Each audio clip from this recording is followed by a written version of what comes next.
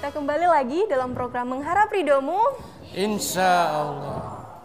Nah Ustadz, sebelum kita ke pembahasan berikutnya, ini Tirta dapat pesan nih dari Ibu Yuni di Kota Utara, Ustadz. Pesannya seperti ini. Assalamualaikum Ustadz, saya mau bertanya, bagaimana saya harus bersikap menghadapi suami saya yang hanya sibuk berdakwah, tapi lalai dengan tugasnya sebagai seorang suami.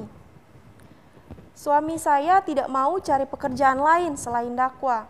Untuk biaya hidup saja kami hanya berharap dari gaji saya pribadi. Syukron Ustadz atas jawabannya. Assalamualaikum warahmatullahi wabarakatuh. Waalaikumsalam warahmatullahi wabarakatuh. Menarik sekali pertanyaan Ustadz. Iya, bismillah. Jadi memang ini juga banyak kesalahan dari suami ya.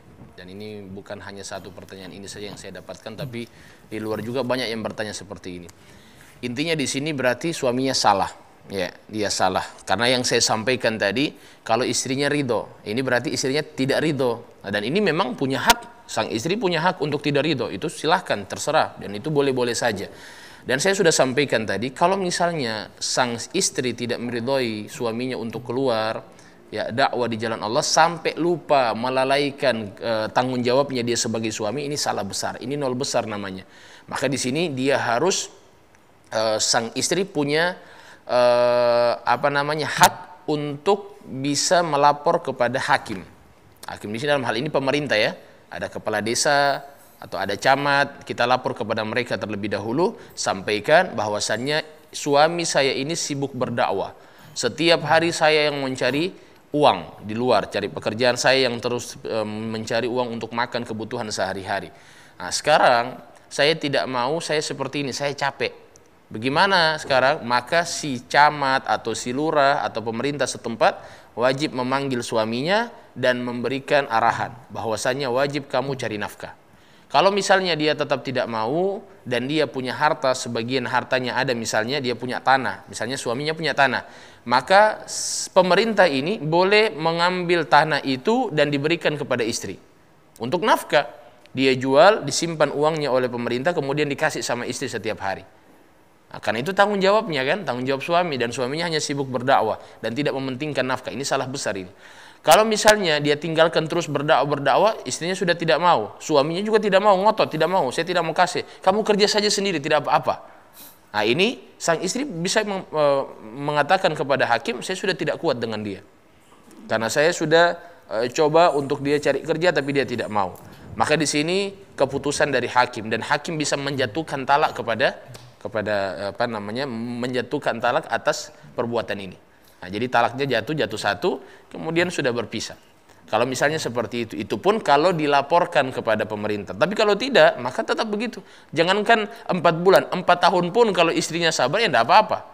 Bahkan orang-orang dulu itu misalnya merantau dari satu tempat ke tempat yang lain, tidak pulang-pulang. Ada bahkan sampai 20 tahun. 20 tahun. Akhirnya apa? Suaminya kembali, anaknya sudah besar. Istrinya tetap masih setia menunggu. Nah, itu sabarnya bukan main itu ya. Kayaknya kalau di Gorontalo so ada istri suami berapa lagi itu kayaknya itu kalau tidak pulang 10-20 tahun ya. Nah, alhamdulillah waktu itu memang istrinya sabar dan menunggu suami.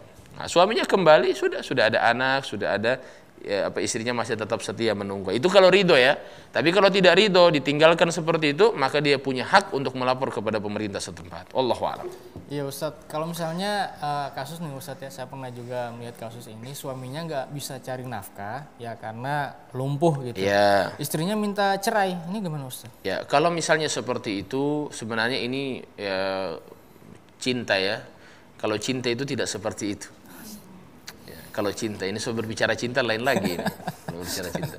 Artinya kalau cinta tidak seperti itu, tidak melihat fisiknya. Kalau kita mencintai seseorang karena cantiknya, karena gantengnya, ketika tiba-tiba dia jelek, pasti kita akan tidak cinta lagi.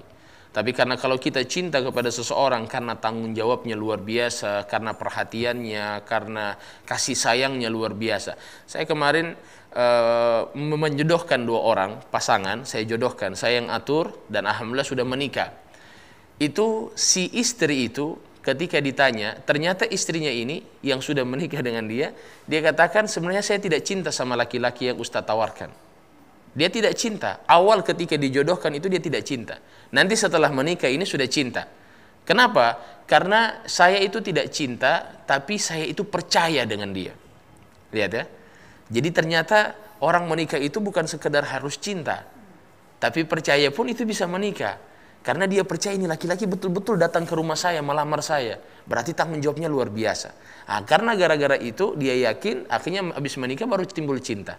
Nah, kalau seperti ini awal cintanya, awal rasanya itu seperti itu, insya Allah walaupun suaminya lumpuh tiba-tiba, suaminya jadi jelek, tetap dia cinta. Karena keyakinannya dia ketika dari awal. Tapi kalau dari awal, ganteng sekali, banyak doi, begini. Ketika habis uangnya, gantengnya hilang, semuanya hilang, maka pasti akan ditinggalkan. Nah, itu yang terjadi sekarang fenomena. Maka oleh karena itu bagi perempuan ini mencintai seorang laki-laki itu cinta akhlaknya, cinta agamanya, cinta semuanya itu yang berkaitan dengan akhirat, ya berkaitan dengan tanggung jawab itu yang luar biasa. Bukan karena kekayaannya, bukan hartanya, bukan gantengnya, bukan. Itu nanti, ya. Tapi yang paling penting adalah yang saya sebutkan tadi. Jadi seperti itu ya. Ya kalau seandainya ada yang memang seperti itu ya caranya supaya apa namanya tadi pertanyaannya ditinggalkan karena lumpuh cerai. Iya, itu kalau misalnya ditinggalkan tetap ya sudah, itu haknya sang istri ya, karena memang kasihan tidak bisa menafkahi, ya sudah dia bilang minta maaf saya tinggalkan. Tapi ini juga memang ini sangat, kalau saya katakan ini sangat tidak terhormat ya, padahal dia ketika menikahi dengan istrinya ini dia nikah dengan istrinya, dia terima, tapi setelah itu dia tinggalkan. Ini sangat disayangkan ya, sangat disayangkan. Tapi dia juga punya hak, tidak ada masalah. Kalau dia tinggalkan ya sudah, bismillah, suaminya sabar, biarkan dia, mudah-mudahan dia mendapatkan hidayah seperti itu. Oke. Ini cerita silakan kasih kesempatan dulu dong buat ibu-ibu. Kita mau kasih kesempatan ke ibu-ibu, ada ya. Silakan ibu, perkenalkan diri.